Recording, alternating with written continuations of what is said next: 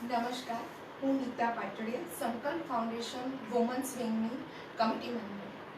આજે આપણે education wings સંકલ્પ એજ્યુકેશન વિંગ્સ જે ટ્રેન યોર બ્રેઇન વિશે વાત કરી રહ્યા છીએ. તો એમાં આપણે એક સબ્જેક્ટ લીધું છે એક્ઝામ વિધાઉટ ફિયર.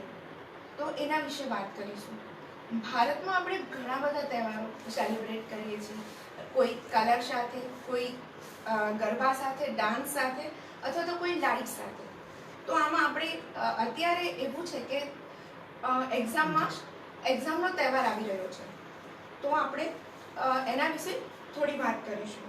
તો આજે આપણી સાથે વુમન્સ વિંગના એજ્યુકેશનના ડાયરેક્ટર શ્રી બિરજુબેન ઠાકર અને શ્રી વિજય નાયર સર છે કે જેમને એજ્યુકેશનનો બહોળો અનુભવ છે. તો આપણે શરૂઆત કરીએ. નમસ્કાર. તો મેમ, હું તમને પૂછીશ કે એક્ઝામ એટલે શું અને એક્ઝામનું શું મહત્વ છે?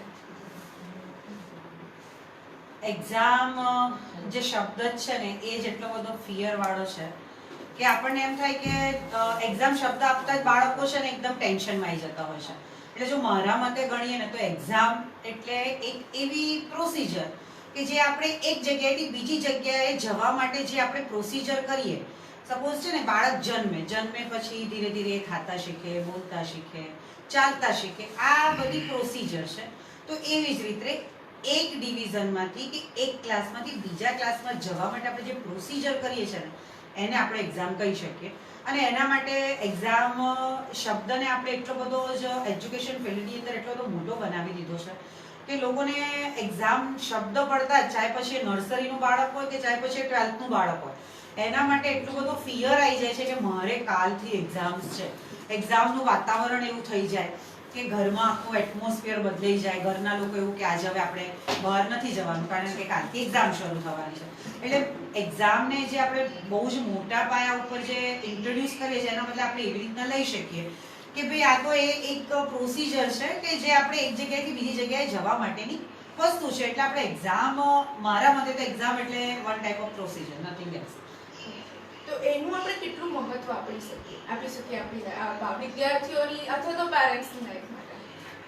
જો એક્ઝામનું મહત્વ કહીએ તો મેં જેમ કીધું કે પ્રોસિજર છે, એક જગ્યાએથી બીજી જગ્યા માટે જવા માટે આપણે કંઈક ને કંઈક વસ્તુ કરવી પડે. સપોઝ મારે આ જગ્યાએથી બીજી જગ્યાએ જવું છે તો બાય હું ટ્રેન જઈશ કે બાય હું વ્હીકલ જઈશ કે બાય વોકિંગ જઈશ, એક ડિસિઝન લેવાય.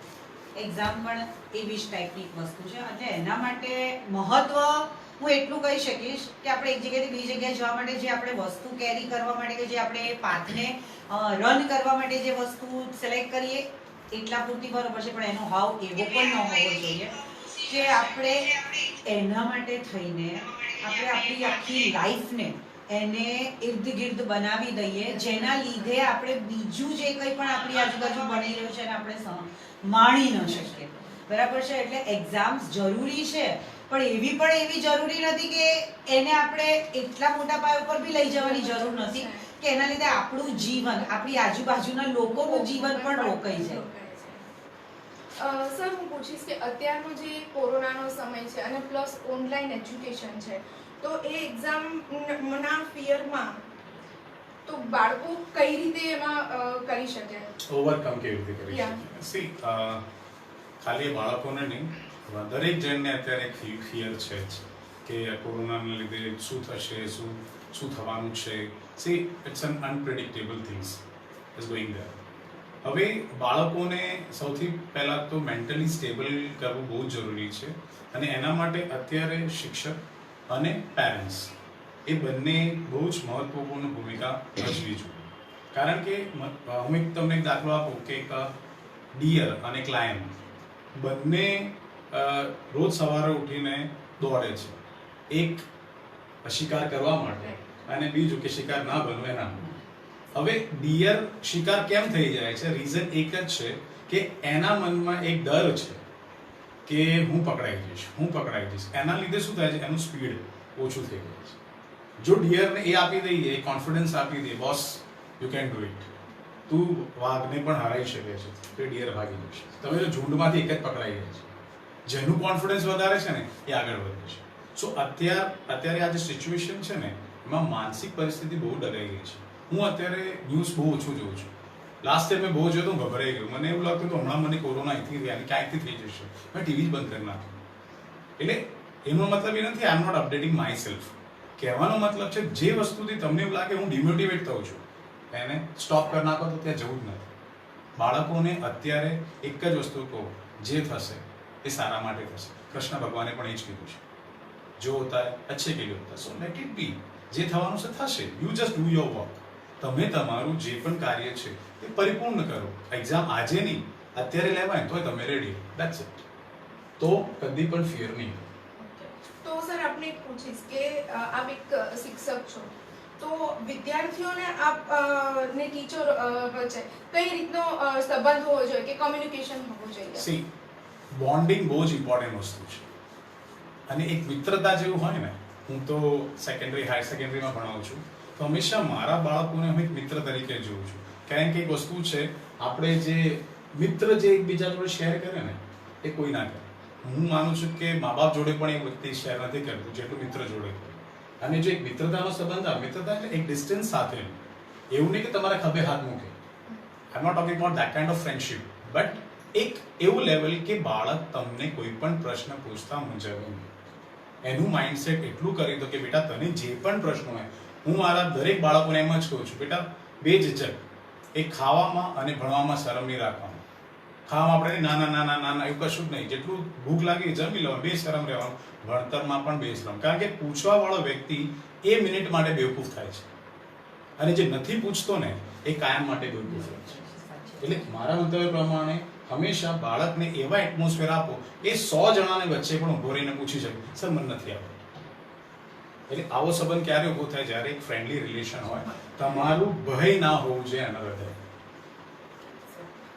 મેમ, એક તમને પૂછીશ કે એક્ઝામ ફિયરના મેઇન કારણો શું હોઈ શકે?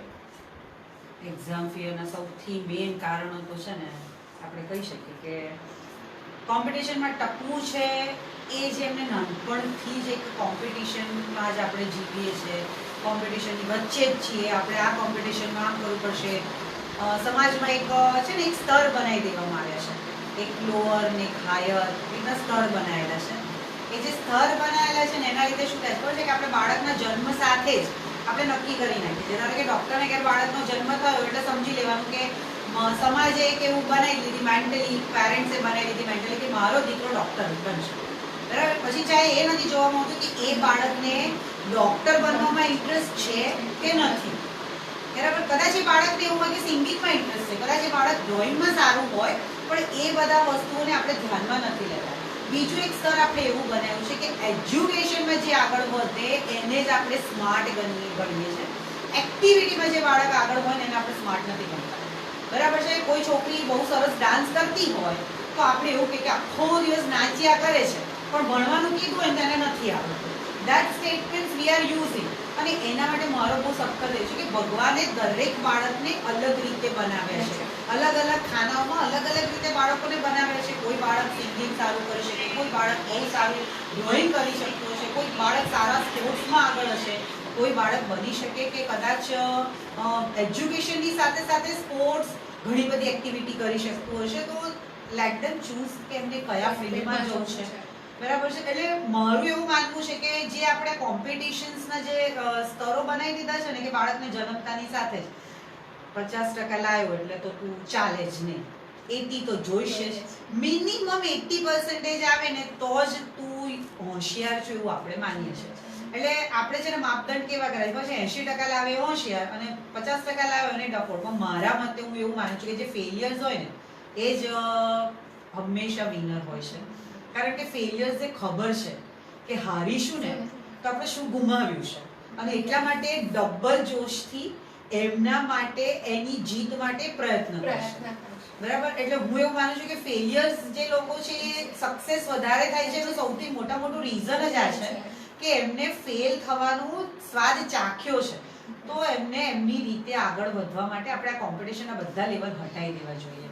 બાળકને જે ગમે છે, જે રીતે એમને કામ કરવું છે, એમને એક થોડોક એવો માહોલ પણ આપવો પડે. આપણે એવું નથી કહેતા કે એમને સપૂજા ભટકાઈ દેવા છે, પણ આપણે ગાઈડલાઈન સાથે કે સપોઝ આપણને ખબર પડી કે આપણું બાળક સ્પોર્ટ્સમાં સારી રીતે છે. હું એક્ઝામ્પલ આપું મારા પોતાના દીકરાનું કે એ સ્પોર્ટ્સમાં બહુ સારો હતો અને એ હંમેશા એવું જ કહેતો હતો કે મને સ્પોર્ટ્સ વધારે ગમે છે અને ક્રિકેટ વધારે ગમતું હતું. એટલે હું એને હંમેશા મોટિવેશન આપતી હતી, હંમેશા ભણવા માટે, પણ હું એને હંમેશા એવું કહેતી હતી કે તારે સ્પોર્ટ્સમાં બી આગળ જવું હશે ને બેટા તો એજ્યુકેશન મસ્ટ.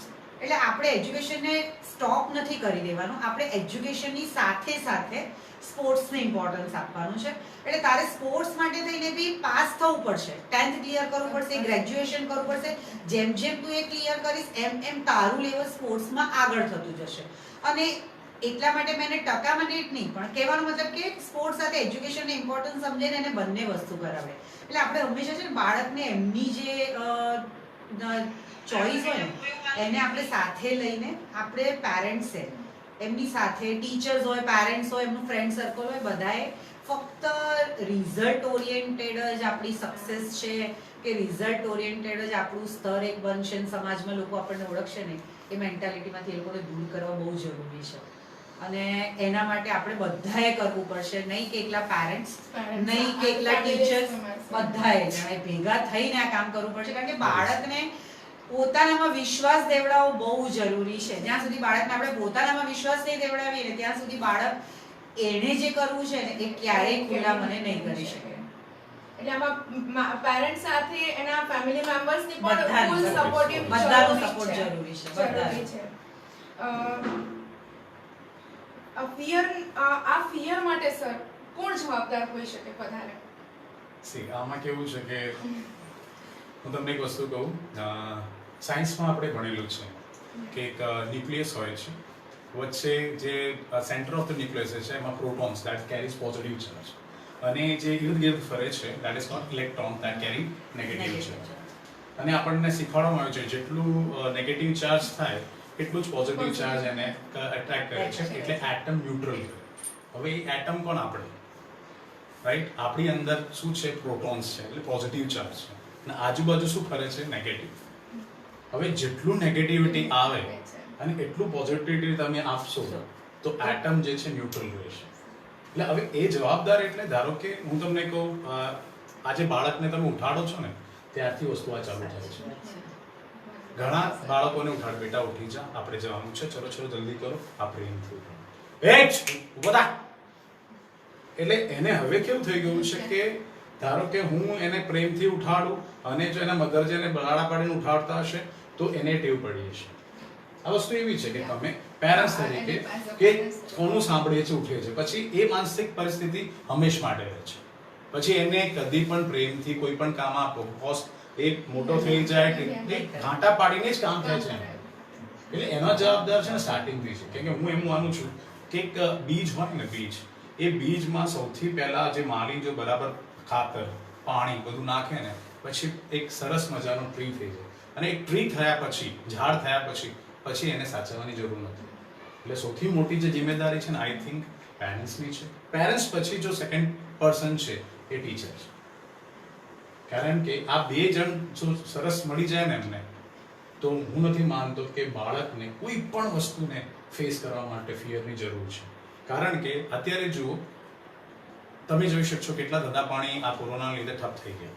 એવા માણસો હજુ જજુમે છે કે નહીં બોસ થઈ જશે, અને ઘણા એવા છે ડરીને બંધ કરીને આત્મહત્યા કરતા ઘણું. કારણ કે they have not learned to face the failure. જો તમને તમારા પેરેન્ટ્સે, તમારા ટીચરે કે તમારા પોતાની જાતે તમે શીખી જાઓ ને how to face the failure, you can be a successful person. જીવનમાં આગળ વધવા માટે બાળકોને એ ના શીખવાડો તમારે સક્સેસફુલ થવું છે. Teach them how to face the failure. બસ એ ફેસ કરવા શીખવાડી દેશો ને, મને નહીં લાગતું જીવનમાં કદી પણ આત્મહત્યા, સુસાઇડ ને બધું થાય છે નહીં થાય. ફિયર ફેક્ટર જ નહીં હોય. કારણ કે તમે ડ્યુનું એડ જુઓ તો ડર કે આગે જીતે, ડર કે સાથ નહીં. સો શીખવાડો ડર કે આગે જાના, definitely you will be there. So parents, teachers અને ફ્રેન્ડ્સ એ પણ બહુ જ જરૂરી છે. આપણો જે સર્કલ છે, તમારું એન્વાયરમેન્ટ, ફ્રેન્ડ્સ ને બહુ જે કમ્પેરેટિવલી સાથે બી બાળક બહુ લોનલીનેસ કે ના મગજથી ફીલ કરે. અને હું એમ કહું છું કે ક્યારે બાળક મિત્રો મીન્સ ડાયવર્ટ કેમ થાય છે કેમ કે એને ઘરમાં જે મિત્રતાનું કે એવું વાતાવરણ વાતાવરણ નથી નથી મળતું. જેવું મળે ને તો બાળક દરેક વસ્તુ ફ્રેન્ડ્સ કરતા પેરેન્ટ્સ જોડે શેર જસ્ટ જોઈન્ટ ફેમિલીમાં પણ એટલું થતું હોય છે કે જે રૂઢિથી ચાલતા હોય છે કે દાદા દાદી કે જોઈન્ટ ફેમિલી એમાં પણ બાળક હોય છે કે બાળક બહુ રિઝર્વ માઇન્ડનું થઈ જતું હોય છે કે બહુ એ શેર નથી કરી શકતું. એટલે તમને કીધું ને પેરેન્ટ્સે જ એને એવું એટમોસ્ફિયર એવું ઇઝીનેસ આપવું પડશે, કમ્ફર્ટ ઝોન આપવું પડશે કે જાતે બધું કહી શકે, દિલ ખોલીને કહી શકે. આજે મારું બાળક છે, નાનું બાળક છે 5 વર્ષનું, એક વાર દિવસ રડતી આવી તો મેં એને પૂછ્યું શું થયું, તો આજ સુધી હવે ક્યારે પણ રડતી સૌથી પહેલા અમને બતાવે, એને માને મમ્મીને બતાવે છે. જો એ ટાઈમે જો મેં ખખડાઈ દીધું એની મમ્મીએ ખખડાઈ દીધું હોય તો ક્યારે ના બતાવે. એટલે મોસ્ટલી બાળક જ્યારે આપણી પાસે કંઈ ફરિયાદ કે કંઈ સાંભળીએ એને કમ્ફર્ટ ઝોન અને કમ્ફર્ટ ઝોન આપીએ તો બાળક લાઈફ ટાઈમ માટે આપણી સાથે ફ્રેન્ડની જેમ રહી શકશે, કાયદેસર રીતે રહી શકશે. આપણે બી કહ્યું કે શિક્ષક પણ સરસ બાળકને મોટિવેટ કરી શકે છે. અને બીજું કે વિદ્યાર્થીઓને હાલની પરિસ્થિતિમાં એક્ઝામમાં કયા પ્રશ્નો મૂંઝવણ કરે છે? આજે જ મેં સવારે મારા એક સ્ટુડન્ટનો ફોન હતો કે સર તમે ન્યૂઝ જોયા કે એવું સાંભળવામાં આવે છે કે બોર્ડની એક્ઝામ જૂનમાં લેવા છે. હવે એમાં 2 વિદ્યાર્થીઓ છે, એક જે હોશિયાર છે ભણવું છે અને એક જે નથી ભણતો એને મજા આવે. સર મજા આવી ગઈ, જૂનમાં એક્ઝામ છે. એને ટેન્શન નથી.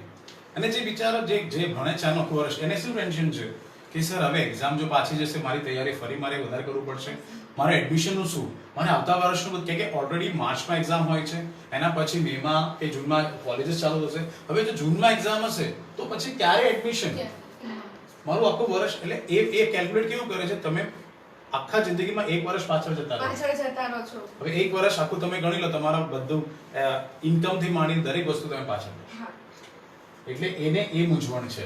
પ્લસ એ બી મૂંઝવણ થાય છે અત્યારના જે બાળકોને કે અમુક ફેર જોબમાં બી અમુક એજ ક્રાઇટેરિયા હોય છે. એ તો કહું છું કે એ જે જતા પછી એને જોબ નહીં. અને બીજી મૂંઝવણ એમને કોરોનાથી પણ છે. એમને એવું થાય કે સર અમે જઈશું જો અમને થઈ ગયું તો. સો અત્યારે મિક્સ માહોલ છે. પણ એના માટે હું તો કહું છું, મેં મારા સ્ટુડન્ટને કીધું જે થવાનું છે થશે, તું તારી તૈયારી રાખ. આર્મી ઓફિસરની જેમ હું મારા સ્ટુડન્ટને હંમેશા કહું છું, be ready like army officer. Army ઓફિસરને કહે કે અહીંયા જવાનું છે, ગોળી મારવાનું છે કે આવું થઈ ગયું છે અટેક, એ હંમેશા રેડી રહે છે. કદી એવું નથી કીધું હું રિવાઇઝ કરી લઉં. કોઈ સ્ટુડન્ટને તમે પૂછો કે અત્યારે હું પૂછું સર 5 મિનિટ આપો રિવાઇઝ કરવા માટે, આર્મી ઓફિસર આપણને એવું કે પ્રાઇમ મિનિસ્ટર કે અહીંયા અટેક થયો જવાનું છે, સોરી સર એક રિવાઇઝ કરું, બંદૂક સાફ કરી લો, હી ઇઝ રેડી. સો બાળકોની મેન્ટલ સ્ટેટસમાં અત્યારે એવી રીતે રેડી કરો કે કાલે એક્ઝામ લેવાય ને તો મેન્ટલી એમને એવું એટમોસ્ફિયર આપો એટલે આ બધા કે ગમે તે રીતે પણ તૈયાર રહો, કોઈ પણ સિચ્યુએશનમાં એ ફેસ કરવા માટે તૈયાર છે. એક્ઝામ કે તો પણ અને અત્યારે કે તો પણ અને પછી કે તો પણ અમે રેડી છે. તમારે જ્યારે પૂછવું હોય ત્યારે પૂછો, વી આર મેન્ટલી પ્રિપેર્ડ કે તમે કહેશો ત્યારે અમે અને મૂંઝવણ થાય છે કે પેપર ટફ આવશે, ઈઝી આવશે, એમસીક્યુ થશે, કેવું બધું થશે. એટલે ઘણા બધા અત્યારે માનસિક પરિસ્થિતિથી બાળકો રિબાય છે. પણ એ ખાસ કરીને એવા બાળકો જે કરિયર ઓરિએન્ટેડ છે, જે પેશનેટ છે, તો એવા બાળકોનું જો શિક્ષક અને પેરેન્ટ્સ મળીને એમને થોડું પ્રોત્સાહન આપે, આઈ ડોન્ટ થિંક સો કોઈ પણ મૂંઝવણ આવી શકે. વસ્તુ છે મેમ, એક્ઝામ કોમ્પિટિશનમાં આપણે લાઈફની કોમ્પિટિશનમાં ટકવા માટે એક્ઝામ જરૂરી છે? એક્ઝામ કોમ્પિટિશનમાં ટકવા માટે એક્ઝામ જરૂરી છે. હમણાં જ આપણે પહેલા જ મેં તમને આ ટોપિક ઉપર ડિસ્કશન કર્યું, બરાબર છે, કે જે સ્તર આપણે બનાવી દીધેલા છે કે બાળકોને આપણે નાનપણથી જ કહીએ છીએ કે આ વસ્તુ તારે કરવાની છે તો જ તારું સમાજમાં આ સ્થાન રહેશે, તારે આ કરવું છે. એટલે હું પર્ટિક્યુલર એવું માનું છું કે કોમ્પિટિશન એ જરૂરી, કોમ્પિટિશન માટે પરિણામ જરૂરી છે એવું નથી માનતી, પણ હા કોમ્પિટિશન હોવી એટલા માટે જરૂરી છે કે તો જ બાળક પોતાનામાં જે કંઈ પણ સારામાં સારી વસ્તુ છે ને એને બહાર કાઢવા માટેનો પ્રયત્ન કરશે, બરાબર છે. સપોઝ એક્ઝામ્પલ લઈએ કે ધારો કે અત્યારે આપણે રિયાલિટી શોઝ બધા ચાલે છે, બરાબર છે, સિંગિંગ કોમ્પિટિશન, રિયાલિટી શો આટલા બધા ચાલી રહ્યા છે, આપણે બધા જોઈએ છે બી ખરા.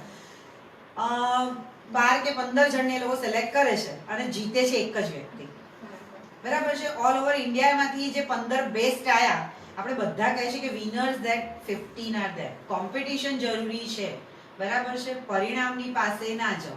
ઘણા લોકો કેવું છે કે ધારો કે એવું માને કે જે ફર્સ્ટ આવે ને એ જ બેસ્ટ સિંગર. આપણે એવું નથી માનતા, હું એવું માનું છું કે 15 વિનર છે. કેમ? કારણ કે આપણે કોમ્પિટિશનમાં પાર્ટ લીધો છે.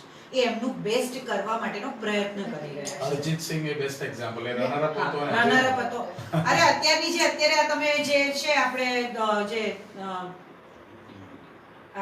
જે જજમાં જ છે બરાબર, એ નંબર 5 પર એલિમેન્ટ થયેલી છે, તેમ છતાં અત્યારે શી ઇઝ ધ જજ of the Indian Idol. Indian આઇડલના પાંચમા બેસ્ટ 5 માં હતી અને રનર અપ નીકળી છે, તેમ છતાં અત્યારે એ પોતે ત્યાંના જજ છે. એટલે હું એવું માનું છું કે કોમ્પિટિશન માટે છે ને તમારે તમારું બેસ્ટ આપવું જોઈએ. કોમ્પિટિશન એટલા માટે જરૂરી છે કે તમે કદાચ છે ને ફેલ થયા ને, તો ફેલ થયા પછી તમને એક એવો ચાન્સ મળશે કે મારે હજી આટલી મહેનત કરવાની છે કે જેથી હું આ લેવલ સુધી પહોંચી જઈશ. અને કોમ્પિટિશનનો મતલબ મારા મતે એવો છે કે આપણે એવું નહીં કે કોઈકને આપણે પાછા પાડવા છે, એ કોમ્પિટિશન નથી. હું એવું માનું છું કે આપણે મોટા થવાની જરૂર છે, આપણે આપણામાં ઇમ્પ્રુવમેન્ટ કરવાની જરૂર છે, બીજાના ઇમ્પ્રુવમેન્ટને ઓછું કરવાની જરૂર નથી. દેટ ઇઝ ધ કોમ્પિટિશન, કે તમે તમારામાં ઇમ્પ્રુવમેન્ટ કેટલું લાવી શકો છો એ કોમ્પિટિશન કરો. સૌથી પહેલી કોમ્પિટિશન તમે તમારી જાત સાથે કરવાની છે કે આજે હું જે કંઈ પણ કરી રહી છું, હું જે કંઈ પણ બોલી રહી છું, કે જે કંઈ પણ વાંચી રહી છું. સપોઝ આજે એક્ઝામમાં હું ગઈ, મેં મારું પેપર લખ્યું, આજે મારા 70 માર્ક્સ આવ્યા, તો 70 આવ્યા તો now I have to work out that કે 80 કઈ રીતે આવશે. હું એવું શું કરીશ કે મને 80 આવશે, તો મારે મારી સાથે કોમ્પિટિશન કરવાની છે. બીજાની સાથે કોમ્પિટિશનમાં ઉતરવા કરતાં જ્યારે આપણે જાત સાથે કોમ્પિટિશન કરીશું ને, તો પરિણામોની આપણને કોઈ જરૂર નહીં પડે. ઓટોમેટિકલી આપણે જે સ્તરે જવું છે, જે જગ્યાએ પહોંચવું છે, ત્યાં આપણે આરામથી પહોંચી શકીશું. એટલે એના માટે આપણે પરિણામલક્ષી રહેવાની કોઈ જરૂર જ નથી. આપણે આપણી જાત સાથે કોમ્પિટિશન કરી અને આગળ વધવા પ્રયત્ન કરીએ. એટલે એવું જ થયું કે સક્સેસ માટે એક્ઝામ જરૂરી છે પણ નથી. બંને વસ્તુ બંને કે સક્સેસ મેળવવી, મેં કીધું સક્સેસ માટે બી એ છે કે તમારે તમારી જાત સાથે લડવાનું છે. સક્સેસ એ જ લોકો મેળવી શકે છે કે જેને પોતાની, સૌથી પહેલું છે એને પોતાની જાતમાં વિશ્વાસ હોય, બરાબર છે. સક્સેસ એને જ મળે. બીજી વસ્તુ કે તમે જે કંઈ પણ કાર્ય કરો છો એની અંદર તમને તમારા ફેમિલી, તમારો પોતાનો, તમારા સરાઉન્ડિંગ જે એટમોસ્ફિયર છે, બધાનો સપોર્ટ મળતો હોય તો ઓટોમેટિકલી સક્સેસ સુધી પહોંચવામાં તમને જે પાથ છે ને એ બહુ ઈઝી લાગશે. અને એક્ઝામ થી આપણને ખબર પડશે કે આપણે કેટલું ગ્રાસ્પ કર્યું છે, કેટલું આપણને આવડ્યું છે. કે અત્યારે કોઈ પણ પરિસ્થિતિમાં આપણે પરિસ્થિતિનો સામનો કરવો એ જ એક્ઝામ છે, અને સામનો કરીને આપણે આગળ વધીએ એટલે દરેક વસ્તુમાં આ છે કે તમે એક વિદ્યાર્થી તરીકે જો એક્ઝામનું કહેવાનો મતલબ એક જ, એક્ઝામ એટલા માટે લેવાય છે કે એને કેટલું ખબર પડે, એ 50%, 60%, 70% નહીં, મને કેટલું આવડ્યું.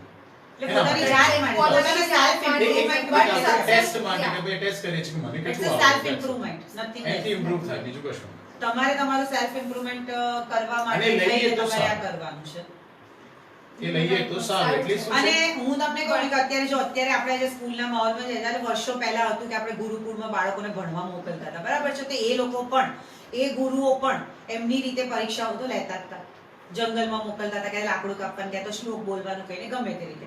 કેમ? કારણ કે એમને જીવનના કોઈ પણ સ્ટેજ ઉપર, કોઈ પણ પરિસ્થિતિની અંદર એ લોકો હારી ન જાય, એમને બધું જ આવડતું હોય, એના માટે એ લોકો પણ આવી એક્ઝામ લેતા હતા. અને એવું કહેવાતું હતું કે એ જ્યારે દીક્ષા આપે ને ત્યારે જ આપે, કે જ્યારે એમને એવું લાગે કે એમનું સ્ટુડન્ટ બધી જ જગ્યાએથી, બધી જ પરિસ્થિતિઓનો સામનો કરી શકશે, ત્યારે જ એ લોકો એને આપતા હતા દીક્ષા, બરાબર. એટલે કહેવાનો મતલબ એ છે કે એક્ઝામ એના માટે જરૂરી છે કે બાળકમાં હજી કેટલા ઇમ્પ્રુવમેન્ટની જરૂર છે એટલે લેવાની છે, પરિણામ માટે નહીં. સક્સેસ માટે એક્ઝામ જરૂરી નથી, પણ એ પોતે કયા લેવલ ઉપર આવે છે, ફિનિશિંગ કરવા માટે. ફિનિશિંગ માટે. અને એક બીજું સર આપને પૂછીશ કે અત્યારે જે ઓનલાઈન એજ્યુકેશન ચાલે છે, એમાં ખાસ કરીને જે નાના બાળકોને, મોટા તો 8th સ્ટાન્ડર્ડ પછી તો જનરલી સ્ટુડન્ટો કરી લેતા હોય છે, પણ જે નાના બાળકો હોય છે એની સાથે એના પેરેન્ટ્સને પણ મૂંઝવણ હોય છે. તો એ નાના બાળકોને કઈ રીતે ટ્રીટ કરી શકે પેરેન્ટ્સ? તમે બહુ સરસ ક્વેશ્ચન કર્યો છે. રીઝન એક જ છે કે મારું જે બાળક છે એ 5 વર્ષની જ છે, she is in junior KG, અને એમનું પણ ઓનલાઈન. પણ એમાં શું છે, હવે પહેલા સ્ટાર્ટિંગમાં એવું હતું કે મને કે રીઝન એક તો ઓનલાઈન સ્ક્રીન ઉપર બાળકનું આંખ એ બગડશે, બાળકને એક આપણે જે વસ્તુથી દૂર રાખવા માંગીએ છીએ એ એટેચમેન્ટ થઈ જશે. પણ હવે પરિસ્થિતિ એવી છે કે આપણે એ મસ્ત છે. પણ આમાં શું થયું, જે સ્કૂલમાં છે એ સ્કૂલે જેટલું ઇનિશિયેટિવ સરસ રીતે કર્યું, અને સાથે સાથે મારી વાઈફે બહુ જ સરસ રીતે એને સપોર્ટ કર્યો છે. હું તો એટલીસ્ટ છે એને બધું શીખવાડે છે દરેક, એટલે જેટલું સ્કૂલ એટલું જ એ એને સપોર્ટ કરે છે. એટલે આમાં કેવું થાય છે કે એક હાથની તાળી ના આવે. હવે નાનું બાળક છે, આપણને ખબર છે, જો પણ એમની મધર ક્યાં તો જે પણ કોઈ પણ ફેમિલી મેમ્બર એની જોડે રહીને જો રાખે અને જે પણ સામે ટીચર ડિલિવર કરે છે જે પણ લેક્ચર હોય એ સાંભળે અને એનું ફોલોઅપ કરે, તો આઈ ડોન્ટ થિંક સો કે આ ઓનલાઈન જે અત્યારે ચાલે છે એ કઈ મૂંઝવણ થશે કે નાના બાળકો, કે અત્યારના બાળકો તમે જોજો જે 2 વર્ષનો એને યુટ્યુબ ચલાવતા આવડે છે. પર્સનલ સ્ટડી માટે નથી બેસતા. ઇન્ટરેસ્ટ કરાવવાનું, ક્રિએટ કરાવવાનું. મેં તમને કીધું ને એ સ્કૂલમાં હવે સ્કૂલ બાળકને ખાલી ભણાવતા નથી, એક્સ્ટ્રા કરિક્યુલર એક્ટિવિટીઝ, ડ્રોઈંગ છે, ક્લે વર્ક છે, કોમ્પિટિશન છે ઓનલાઈન. તો શું થાય છે કે એને ખાલી એવું નથી કે મારે ભણવું જ છે, ડાન્સ થાય છે, ઓપ્શન્સ આપવા બધા ફેસ્ટિવલ સેલિબ્રેટ થાય છે, તો એને ઇન્ટરેસ્ટ જાગે છે ને યાર મારે ભણવાની સાથે સાથે બીજા કરિક્યુલર એક્ટિવિટીઝ છે. એટલે સ્કૂલ એ એવી રીતે ઇનિશિયેટિવ જે સ્કૂલ કરે છે એના માટે પણ પેરેન્ટ્સનો બંનેનો સપોર્ટ જરૂરી છે. બે હાથથી અમે તાળી. એવું છે કે બંને તરફથી ઇન્ટરેસ્ટિંગ વસ્તુ આપવામાં આવે તો બાળક ઓટોમેટિકલી એ બેસવાનું છે ને કામ કરવાનું છે. તમે મને સવાલ કરો છો, એનો રિસ્પોન્સ આપું તો મજા આવે. આ જ વસ્તુ એ છે કે બાળકોને ત્યાં ટીચર તો આપે છે પણ બાળક અને એમનો પેરેન્ટ્સ થોડો રિસ્પોન્સ આપે ને આઈ થિંક સો બધું કામ થઈ જશે. અને બીજું મેમ કે વિદ્યાર્થીઓ હાલના સમયમાં છે કે વિદ્યાર્થી પેરેન્ટ્સને ટીચર તરીકે બહુ જ જરૂરી છે. અત્યારે જે પરિસ્થિતિ છે એના માટે હું એવું કહીશ કે એમના માટે બહુ જ જરૂરી છે કે માનસિક અત્યારે જેટલા એ લોકો નબળા એટલા માટે કહીશ કે પરિસ્થિતિ બહુ ખરાબ છે. આપણે આ કોરોના છેલ્લા 2 વર્ષ થવા આયા, બરાબર છે. લાસ્ટ યર થી આપણે કોરોનામાં છે, બાળકોએ સ્કૂલ નથી જોયા, બરાબર છે. અમે તો ટીચર છે એટલે હું પોતે પ્રિન્સિપલ તરીકે છું એટલે મને તો એવું થાય કે આમ કે બાળક વગરની સ્કૂલ આમ જોઈને આપણને એવું લાગે કે કેવી લાગી રહી છે, બેકાર લાગી રહી છે, બરાબર. બાળકો બી રીતના સ્કૂલને મિસ કરતા હશે. એટલે આ જે બધું છે ને આ માનસિક પરિસ્થિતિ અત્યારે બાળકોની સાથે સાથે પેરેન્ટ્સની પણ એટલી જ ડલ છે. એટલે એટલા માટે છે ને અત્યારે એ લોકોને માનસિક રીતે બહુ જ મજબૂત કરવા બહુ જરૂરી છે. અને મજબૂતાઈની અંદર સૌથી મોટો ફાળો જો કોઈ આપી શકતો હોય તો એમના પેરેન્ટ્સ એમને આપી શકે. એમના પેરેન્ટ્સે એમની સાથે કાઉન્સલિંગ કરતા રહેવું પડે, ડે ટુ ડે. આખા દિવસ એમનું રૂટીન એની સાથે ડિસ્કશન કરો, એમના પ્રોબ્લેમ્સને સાંભળો, એમની સાથે એને સાંભળીને એનામાં સોલ્યુશન લાવવા માટેનો પ્રયત્ન કરવો પડશે. કારણ કે આમાં વસ્તુ એવી છે કે બાળક છે ને જેમ મોટું થાય ને જેમ હમણાં સરે કીધું કે એક ફ્રેન્ડલી એટમોસ્ફિયર ના હોય તો બાળક કહેતું નથી હોતું, બરાબર. અને જનરલી આપણા સમાજમાં છે ને એવું વધારે છે કે મા બાપ સાથે છે ને બાળક બહુ જલ્દી ખુલીને બોલતું નથી. એને એક હેઝિટેશન રહ્યા કરે છે કે હું મારા પપ્પાને જો આવું કહીશ તો મારા પપ્પા મારા માટે શું વિચારશે, હું મારી મમ્મીને કહીશ તો હાય મમ્મી મારા માટે આવું વિચારશે. અને એટલા માટે અમુક ક્વેશ્ચન્સ છે ને એમના માઇન્ડમાં રહી જાય. જે ક્વેશ્ચન માઇન્ડમાં રહી જાય ને એનું સોલ્યુશન એ બહારથી શોધવાનો પ્રયત્ન કરે. એટલે બની શકે કે એને કદાચ સાચી ગાઈડલાઈન ના પણ મળે, ખોટી ગાઈડલાઈન પણ મળે, બરાબર છે. એટલે હું એવું માનું છું કે દરેક મા બાપે બાળકની ઉંમરના થઈને એમના પ્રશ્નોને સમજવા જોઈએ અને એની સાથે એને એની પ્રોપર ગાઈડલાઇન્સ આપવી જોઈએ. આપણે ઘણી ફેરી જોતા હોય ને ટીનેજર્સના તો બહુ ક્વેશ્ચન્સ હોય છે. હું એવું માનું છું ટીનેજર્સને બહુ જ ક્વેશ્ચન્સ હોય છે. અને દરેક મા બાપે એવું સમજવું જોઈએ કે આપણે બી ટીનેજર્સ હતા ને ત્યારે આવા જ ક્વેશ્ચન્સ હતા અને આપણે બી આ જ પરિસ્થિતિમાંથી ફેસ થયેલા છે કે આપણે આપણા મા બાપ સાથે ડિસ્કશન નથી કરી શક્યા. તો કેમ એ પરિસ્થિતિ આપણા બાળક સાથે આવી જોઈએ? જો એવું વિચારીને પણ દરેક પેરેન્ટ્સ જો બાળકો સાથે કરે તે લોકો મેન્ટલી સ્ટેબલ થશે. એમની જે કંઈ પણ મૂંઝવણો છે એની સાથે ડિસ્કશન કરશે. એટલે કોઈ ખોટું કામ કરવા જતા હશે, કંઈ ખોટું પરિસ્થિતિને લીધે દબાણમાં એને કંઈક એવું ડિસિઝન લેતા હશે તો પણ રોકાઈ જશે. સાથે સાથે પ્લસ પોઈન્ટ એ થશે કે જ્યારે માતા પિતા એમના મિત્ર બની જશે ને એટલે એમને કેવું થશે ખબર છે કે માનસિક એ લોકો એટલા બધા ફ્રી થઈ જશે, મેન્ટલી એવા ફ્રી એટમોસ્ફિયરમાં આવી જશે કે એમને એવું થશે કે લાઈફમાં કોઈ પણ જગ્યા હવે અમારા માટે એવી છે જ નહીં કે અમારે ડરવાની જરૂર છે. કેમ? તો અમારી સાથે અમારા માતા પિતા છે, મારી મમ્મી છે કે મારા પપ્પા છે. હું ગમે તે કરીશ પણ they are the supported, means મને સપોર્ટ કરવાના છે. ક્યાંય એવું નથી થવાનું કે અમને એકલા મૂકી દેવાના છે. અને એ જ્યારે કોન્ફિડન્સ બાળકમાં આવી જશે ને તો એ લોકો આ માનસિક પરિસ્થિતિમાંથી બહાર આવતા એમને વાર નહીં લાગે. કારણ કે જે કંઈ પણ અત્યારની પરિસ્થિતિ, કોરોના ઘણો એક્ઝામ્સ ડિલે થયા કરે છે, બરાબર છે, ઓનલાઈન એજ્યુકેશન છે, કારણ કે ઇન્ડિયા તો ઓનલાઈન એજ્યુકેશન સાથે હેબિચ્યુએટેડ જ નથી, બરાબર છે. આ પહેલો એવો ચાન્સ આવ્યો કે આટલા બધા મહિનાઓ સુધી બાળકોને ઓનલાઈન ભણવાનું છે. આપણે તો પ્રત્યક્ષ અને પરોક્ષમાં તો આપણે પ્રત્યક્ષ જ ભણ્યા છે, પરોક્ષ રીતે તો ભણ્યા જ નથી. અને એટલા માટે તો શરૂઆતના 6 મહિના સુધી તો લોકો એને એક્સેપ્ટ પણ નથી કર્યું કે આવી રીતના તો ભણવાનું જ કેવી રીતે હોય, બરાબર છે. એટલે આ બધી પરિસ્થિતિઓ બાળકોને પણ નડી છે, પેરેન્ટ્સને એકલા જ નહીં, ટીચર્સને બી નડી છે. મને ખુદને મારા ટીચર્સે એને એવું કીધેલું છે કે મેં મજા નથી આવતી ભણાવવાની, સામે કોઈ જવાબ જ નથી આવતો, હવે કંઈ પૂછીએ છીએ તો, બરાબર છે. એટલે આ તો પ્રશ્ન થાય. પણ ધીરે ધીરે જેમ ટીચર્સે એને પોઝિટિવલી લીધું, બાળકોએ લેવાનું શરૂ કર્યું, હવે આ જ બધી વસ્તુ હવે આપણે આ રીતે જીવવાનું છે. That is the true. જ્યાં સુધી સિચ્યુએશન કંટ્રોલમાં નહીં આવે આપણે બધાએ આ જ રીતે જીવવાનું છે. તો એના માટે આપણે પેરેન્ટ્સે સૌથી પહેલા તો એમનું મેન્ટલી સ્ટેબલ રાખવું બહુ જરૂરી છે. માનસિક સ્થિતિ એમની બહુ મજબૂત અને સારી રાખવી જરૂરી છે. તો જ એમના બાળકને સપોર્ટ આપી શકશે, બરાબર છે. એમના બાળક કદાચ મોટી તમને કહું ને તો હજી હમણાં જ છે મારી બહેનનો દીકરો છે, 9th સ્ટેન્ડર્ડમાં છે, એના મેથ્સનો લેક્ચર ચાલતો હતો, એને કેમેરો ઓફ કરી નાખ્યો અને હું ગઈ હતી ત્યારે કેમ કેમેરો ઓફ કરી નાખ્યો છે બેટા, તારો લેક્ચર ચાલે છે? અરે કે હું કંટાળી ગયો છું, ક્યારે ના બોલ કરે છે, આસામ આમ પછી સમજણ તો પડતી નથી, બરાબર છે. અને તરત મારી બેનનું સ્ટેટમેન્ટ એવું જ હતું કે તારે તો ભણવું ના હોય એટલે તારો કેમેરો તારો બંધ થઈ જાય, બરોબર છે, કે તારે આમ કરવાનું કે એટલે હું એવું માનું છું કે ત્યારે આપણે બાળકની એ પરિસ્થિતિ કેમ આવી, એને સમજણ કેમ નથી પડી, એને શોર્ટ આઉટ કરો. મેં એને એવું કીધું કઈ વાંધો નહીં, અત્યારે તું જોઈ લે, આપણે આ સમ ફરીથી આપણે અહીંયા આગળ કરીએ, કદાચ આમાંથી સોલ્યુશન નીકળશે. તમે તમારા જે ટીચર હોય એની સાથે બી ડિસ્કશન કરજો કે સર તમે મેથડમાં કંઈક ચેન્જીસ લાવો, નથી મજા આવતી તો એ પણ લાવશે. એટલે કહેવાનો મતલબ કે બધી પરિસ્થિતિનો રસ્તો નીકળવાનો છે, પણ આપણે એના માટે રસ્તો કાઢવા માટે છે ને આપણે બધાએ છે ને ખુલ્લા મને બધું સ્વીકારવું પડશે, તો જ પોસિબલ છે. અને બાળકોને આપણે તો જ આ પરિસ્થિતિમાંથી બહાર કાઢી શકીશું જ્યારે આપણે ખુલ્લા મને બધું વિચારીને એક્સેપ્ટ કરતા થઈશું કે બાળકોના બી આવા પ્રશ્નો હોઈ શકે, તો જ આપણે આ બધું કરી શકીશું. સર, બાળકોની આપણે આજ જે ક્વેશ્ચન મેમ સાથે વાત કરી કે માનસિક પરિસ્થિતિ ખરાબ છે, તો એ માનસિક પરિસ્થિતિ એમની ખરાબ છે એ આપણે કઈ રીતે જજ કરી શકીએ કે જોઈ શકીએ બાળકને આપણે કઈ રીતે ફાઇન્ડ આઉટ કરી શકીશું કે ભાઈ કઈ રીતે છે?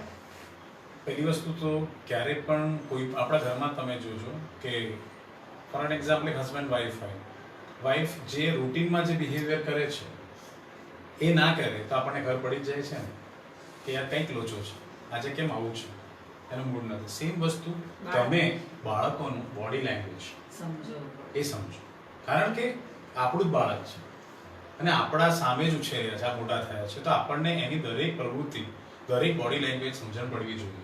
જો મારું બાળક અત્યારે એક્ટિવ નથી, ક્યાંક ચૂપ રહે છે, કશું બોલતું નથી, કંઈ નહીં કરતું, તો ડેફિનેટલી આપણને ખબર પડી જવી જોઈએ કે કંઈ તકલીફ છે. અને જો એક એઝ અ ગુડ પેરેન્ટ જો એને એ વસ્તુ તમે બહાર નહીં કાઢો તો ધીરે ધીરે પેલું કહેવાય ને કે એ વધી જશે અને એક એક્સ્ટ્રીમ લેવલ સુધી પહોંચી જશે. સો બેટર તમારે દર વખતે એનું જે પેલું કે બિહેવિયર, એ બિહેવિયર હંમેશા જાણવું બહુ જરૂરી છે, તો જ તમને ખબર પડશે. અધરવાઇઝ આમાં અને બીજી વસ્તુ કેવું છે, દરેક સ્ટેજના બાળકોનું બિહેવિયર અલગ અલગ છે. અને એમાં પણ હું તો કહું જે ઘરમાં જે એની જોડે વધારે એટેચ છે, મે બી દાદા દાદી, મે બી આ જરૂરી નથી કે ખાલી મમ્મી પપ્પા જ હોય, કોઈ પણ હોઈ શકે, કોઈ પણ વ્યક્તિ જે એની જોડે બહુ એટેચ હોય એને કેવું ખબર પડે કે આજે મારું આ બાળક એવી રીતે નથી વર્તન કરતું કે જે રૂટીનમાં છે. સો definitely there is a problem. અને જો એ તમે જાણી જાઓ તો મને લાગે છે સોલ્યુશન આવી જશે. અને એ હું આપ્યું ને તમારા જોડે એનું સોલ્યુશન, અને એ સોલ્યુશન ક્યારે મળશે જ્યારે તમે એની જોડે કમ્ફર્ટ ઝોનમાંથી બહાર કાઢશો. અને ઘણીવાર ટીનેજર્સ હોય છે કે ઘરમાં ખાવા પીવાનું પણ બંધ કરી દેતા અને રાત્રે ઊંઘવાનું પણ બંધ થઈ જતું હોય છે. વધારે સૌથી વધારે ઊંઘવાનું બંધ થઈ જતું હશે. ચેન્જીસ ઇન બિહેવિયરમાં તમે જો નોટ કરો અને એને પછી, અને હું તો હંમેશા માનું છું, હું હાયર સેકન્ડરીમાં ભણાવું છું ને, એટલે હું હંમેશા વિચારું કે હું 17 વર્ષનો બાળક છું તો જ હું એની બધી પરિસ્થિતિ સમજી શકું. Otherwise Put your own feet in the shoe. એટલે હું જો મારા પ્રિન્સિપલ હોય, હું એક એઝ અ પ્રિન્સિપલ તરીકે વિચારું કે યાર હું એમની જગ્યા હોત તો જ એમનો પેઇન સમજી શકું. આ વસ્તુ છે. પરિણામ જે એક્ઝામના રિઝલ્ટ કે પરિણામની અસર વિદ્યાર્થીઓ કે બાળકોના મગજ ઉપર કઈ રીતની પડે છે? એ તો બહુ જ પડે છે મારે. એનું રીઝન એક જ છે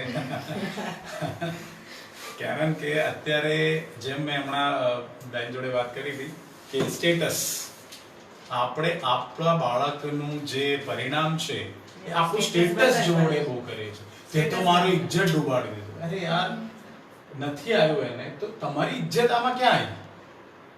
મારા કહેવાનો મતલબ છે જે પેરેન્ટ્સ એમ વિચારે, અને દરેક પેરેન્ટ્સે શીખવાડવું જોઈએ છે કે પોતાના સ્ટેટસ અને બાળકનું પરિણામના સ્ટેટસ જોડે ક્યારેય કમ્પેર ના કરો. એટલે લીધે જ આ પરિણામનું ખરાબ પરિણામ આવે છે. તમે જોજો છોરે પિક્ચર તમે જોયું હશે, બંને પેરેન્ટ્સ બહુ ભણેલા હતા. છોકરાની મેન્ટલ પરિસ્થિતિ શું હોય કે મારા બંને મા બાપ બહુ જ ભણેલા છે અને જો મારું પરિણામ ખરાબ હોય એને શું કર્યું? સુસાઇડ કર્યું.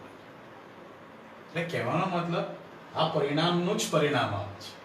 એટલે બાળકને આપણે સમજાવવું પડે જે પણ આવે. એટલે કે મારે બાળકને હું કહું છું participation is important, winning is not important. તમારે જીતવું છે એવું નથી, પાર્ટિસિપેટ કરો, ધેટ્સ ઇટ. સર, એવું પણ ઘણી વખત બને છે કે ઘણા એટલા બધા હોશિયાર હોય છે બાળકો, એકદમ હોશિયાર હોય છે, એ બી આપણે કહીએ કે સુસાઇડ ને એ બાજુ કરવા પહેરે છે. એના શું રીઝનો હોય છે કે ઘણા બધા બહુ હોશિયાર હોય છે? બસ એ બહુ હોશિયાર જે છે એક્સપેક્ટેશન. ઇવન સર એવું પણ હોય છે કે એટલા બધા હોશિયાર હોય છે ને કે જે એના પોતાના ડ્રીમ્સ હોય છે ને એમાં બી એ સક્સેસ હોય છે, છતાં પણ આવું કરવા પ્રેરાય છે. એ શેના માટે? મેં તમે થોડી વાર પહેલા પણ કીધું હતું કે teach your child to face the failures. કારણ કે એના મગજમાં તમે ફક્ત સક્સેસ જ નાખ્યું છે, ફક્ત સક્સેસ. નાનપણથી 90 લાવો, 92 લાવો, 95 લાવો, 99, એટલે તમે એને ફેલિયરનું કશું શીખવાડ્યું જ નથી. નફરત સાથે શું થશે એવું એને શીખવાડવું નથી. કારણ કે તમે જો ફેલિયર, હું તમને એક સિમ્પલ સી વસ્તુ, એક શોર્ટ એક ઇવેન્ટ મારા લાઈફનું જ કહું કે વેન ન્યૂલી મેરિડમાં મારા વાઈફે એક વસ્તુ બનાવી હતી, એમાં થોડુંક પ્લસ માઇનસ હતું. મેં કોઈ રિએક્ટ નથી કર્યું, I have just head it, right. એને પછી ચાખ્યું ત્યારે એમને લાગ્યું કંઈક તકલીફ છે, અને જો એ જ ટાઈમે મેં કંઈક રિએક્ટ કર્યું હોત તો આજે જેટલું સરસ બનાવે છે ના બને. એ વસ્તુ બનાવવાનું બંધ એટલે કહેવાનો મતલબ તમારે બાળકને દરેક પરિસ્થિતિનો સામનો કરવાનો શીખવાડો. ફર્સ્ટ લાઈફ 98 કેમ લાવ્યો, 99 લાવ્યો, 99 કેમ લાવ્યો? આજે મારું બાળક થર્ડ આવે છે તો એક્સેપ્ટ ઇટ, થર્ડ. સેકન્ડ કેમ ના આવ્યો, ફર્સ્ટ કેમ ના આવ્યો? એટલે એના મગજમાં તમે જે સક્સેસનો કીડો ભરો છો ને એના લીધે શું છે, એને હાર સહન નથી થતું, અને હાર જે સહન નથી થતું ને એના લીધે જે સુસાઇડ કરવા તરફ જાય છે. કે હોશિયારને શું થાય છે, આઈ એમ ધ બેસ્ટ. પેલું નથી, પેલા આપણો ભગવાન કહે છે જો અભિમાની વ્યક્તિ રાવણ બહુ જ સખત અનુભવી માણસ, નોલેજેબલ, એવરીથિંગ વોઝ ધેર. કેમ હારી ગયો? કેમ કે એને અભિમાન ચડી ગયું, એનું જે સક્સેસ છે મગજમાં ચડી ગયું, એના લીધે હારી ગયો. એટલે આ જ વસ્તુ છે કે તમારા બાળકને ડાઉન ટુ અર્થ શીખવાડો. આવે ઓવર સક્સેસ પણ અતિ કોઈ પણ અને વસ્તુ સહયોગી. અને જે બાળકો આજે હોય છે ને સક્સેસ માટે આપણે જે કહીએ છીએ ને કે આપણે સક્સેસ છે, એ લોકો કેવો સેન્સિટિવ બી બહુ હોય છે. એ લોકો વધારે પડતા સેન્સિટિવ હોય, કારણ કે એમને હાર તો જોઈ જ નથી, એટલે એ લોકો સહન જ ન કરી શકે, એટલે એ ડિસ્કશન કોઈની સાથે કર્યા વગર એ આવા ખોટા પગલા ભરી દેશે. અમે જાણી જોઈને માર્ક્સ કાપી નાખીએ છીએ ઘણા સ્ટુડન્ટ્સમાં. ધારો કે એ લોકોને જો વધારે માર્ક્સ આવી ગયો તો એમને થઈ જાય, અને પછી એના પછી જો ઓછું આવ્યું, હું હંમેશા મારા સ્ટુડન્ટને કહું અત્યારે હું તને 90 આપું છું, જો બોર્ડમાં 99 આવે તો ખુશ થઈ જઈશ, અને અત્યારે જો 99 બોર્ડમાં 90 આવે તો તું તારું દુખી થઈશ. એટલે વસ્તુ આ છે. અમે એક ટાર્ગેટ રાખીએ છીએ માર્ક્સનો. મારા નામના પેપરમાં એવું હોય કે અમે બહુ જ બને ત્યાં સુધી 70 80 થી આગળ માર્ક્સ ના આપીએ. કેમ ના આપીએ? કારણ કે અમને ખબર છે કે બોર્ડમાં લાવવાનું છે, 90 ક્રોસ કરશે આ બાળક, પણ અમે એને ઓછા આપીએ. એટલે ઓટોમેટિકલી એને એવું થાય કે મારે હજી મહેનત તો કરવી પડશે, સરે મને બહુ ઓછા માર્ક્સ આપ્યા છે, મેમે તો બહુ ઓછા માર્ક્સ આપ્યા છે. એટલે ઓટોમેટિકલી એ મહેનત કરશે, અને જ્યારે એના 90 આવશે ત્યારે હી ઇઝ હેપી, અને એ જાતે એવું જ કહેશે કે સર તમે કીધું હતું ને પછી મેં બહુ મહેનત કરી હતી. નો ડાઉટ એ વખતે 90 ક્રોસ કરવાનું હોય, પણ બાળકને મોટિવેશન આપવું, બાળકને બધું એને એવું જ કહી દે કે તું તો 90 વાળો જ છું, તો એ એક્સેપ્ટ જ નથી કરે. એને 80 આવશે તો એ એક્સેપ્ટ જ નહીં કરી શકે, અને એ બહુ એના માટે અઘરું થઈ જશે. અને વિદ્યાર્થી અને પેરેન્ટ્સ માટે આપ એક શું સંદેશ આપશો? સરસ, કે એ પોતે વિદ્યાર્થી અને પેરેન્ટે બંને એકબીજાને સમજવું બહુ જરૂરી છે, કારણ કે અત્યારે કેવું છે, હું તમને કહું કે આમ આપણે હંમેશા કહીએ છીએ ને કે પેરેન્ટ્સને કે તમે સમજો, બાળકને સમજો, કે હવે બાળકને પણ પોતાના પેરેન્ટ્સને સમજવું બહુ જરૂરી છે. હું તમને એક એક્ઝામ્પલ આપું. ધારો કે એક મારો સ્ટુડન્ટ છે, એ એપલનો ફોન વાપરે છે, બુલેટ લાવે છે, અને એક સ્ટુડન્ટ છે બિચારા એની પાસે સાયકલ છે, એટલે એ ઇન્ફિરિયરિટી મહેસૂસ કરે છે, એને એના પેરેન્ટ્સને કે તમે શું મને આપ્યું. એટલે એ બાળકે પોતાના પેરેન્ટ્સને સમજવું જોઈએ કે અત્યારે મારા પપ્પાની પરિસ્થિતિ નથી, તો જે છે એમાં ચાલો. એ બાળકને પણ સમજવું જોઈએ અત્યારે આવો કાળ ચાલે છે, ધંધો પાણી નથી, તો મારે પણ એવી રીતે, કેમ કે જેમ આપણી પત્ની સમજે છે એવી રીતે બાળકે પણ આપણે સમજવું જોઈએ. પણ એ માટે શું થવું જોઈએ, ફેમિલી ગેધરિંગ, એક ઇવનિંગ ચાય, એક ગેધરિંગ તમે લો ને, પ્રોબ્લેમને શેર કરો. આપણે શું કરીએ છીએ, આપણે પ્રોબ્લેમને શેર એટલા માટે નથી કરતા કે આપણને એવું લાગે છે કે આ બાળક શું સમજે. પણ હું તો કહું 5 વર્ષનું બાળક હોય એ સમજે જ છે. અત્યારે મારું બાળક છે ને, મેં એમને કીધું કે થર્ડ હું સાયકલ લાવીશ, પણ પછી મને એવું કીધું ના પપ્પા અત્યારે ટ્યુશન નથી ચાલતું ને, અત્યારે રહેવા દો, પછી જ્યારે આવશે. C 5 years kid, the reason is that કે અમે બધા બેસીને એક સાથે બધું શેર કરીએ છીએ. બરાબર છે, એ પણ જરૂરી છે. Mutual, this is mutual. તો જ થશે. એઝ અ પેરેન્ટ્સ ની કે આપણા ફાધર ની શું પરિસ્થિતિ છે એ આપણે જ આપણા સનો કે ડોટ જે હોય બંને સમજવું જરૂરી છે. તો જ તમે આ જીવન જીવી શકો. વિદ્યાર્થી અને જો પેરેન્ટ્સ માટે હું જો કહું ને, તો હું એક જ વસ્તુ કહું કે જે બંને છે ને, કેમ સિક્કાની બે બાજુ છે, પૂરક છે એકબીજાને, બરોબર છે. બાળકને છે ને આપણે જેટલું સમજાવીશું એટલું એ સમજે છે, કારણ કે બાળક એ એના લેવલથી જ સમજે છે. એટલે હું એવું માનીશ કે આમાં સૌથી વધારે રોલ છે ને પેરેન્ટ્સે આપવાનો છે, કે એના બાળકને ખોટા સપના દેખાડ્યા વગર જે રિયાલિટી છે એ એને બતાવો, તો ઓટોમેટિકલી બાળક છે ને એ તમારી પરિસ્થિતિને સમજશે અને તમારી પાસે એવી કોઈ માંગણીઓ નહીં કરે કે તમને ક્યારેય એવું ફીલ નહીં કરાવે કે તમે એના માટે કાંઈ નથી કર્યું. બરાબર છે, કારણ કે દરેક બાળકને બી ખબર હોય છે, દરેક માતા પિતાને બી ખબર છે કે બંને જણા જેટલું થશે ને એટલું એકબીજા માટે કરવાના છે, એમાં કોઈને કશું કહેવાની જરૂર જ નથી. પણ તેમ છતાંય આપણે એવું કહી શકીએ કે માતા પિતાનો રોલ વધારે ઇમ્પોર્ટન્ટ એટલા માટે છે કે ઘણી ફરી કેવું છે, પછી મા બાપને છે ને પોતાનું ધારો કે ધંધો કરતા હોય અને કંઈક નુકસાન બી ગયું હોય કાં તો ઓછું કમાતા હોય ને, તો એમના બાળકની સાથે શેર નથી કરતા હોતા. એવું માને છે કે બાળકને આમાં શું સમજણ પડે, બાળકને કહીને શું ફાયદો છે. ના, બાળકને કહેવું જરૂરી એટલા માટે છે કે આજે તમારી પરિસ્થિતિ સમજશે તો કાલે તમને તમારી પરિસ્થિતિની બહાર કાઢવા માટે એ પણ પ્રયત્નશીલ બનશે. અને એટલા માટે જ તમારે બંને એકબીજાને પૂરક બની અને એમને બંને એકબીજાની સાથે રહેવાનું છે.